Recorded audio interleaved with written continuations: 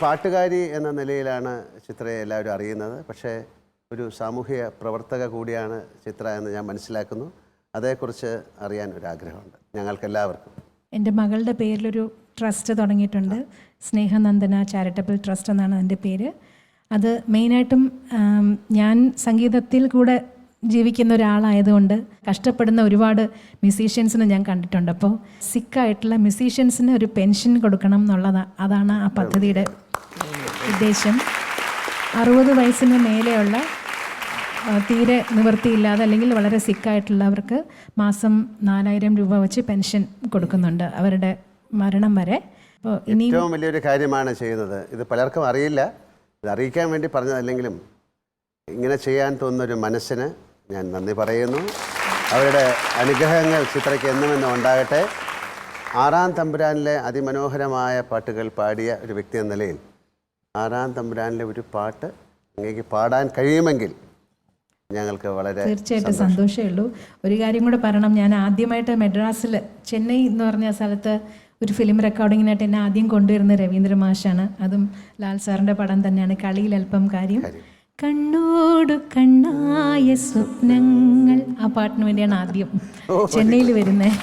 അപ്പോൾ അത്തരത്തിലും ഞാൻ ഭാഗ്യവാനാണ്. ഞാനാണ് ഭാഗ്യവതി എന്ന് പറയണം.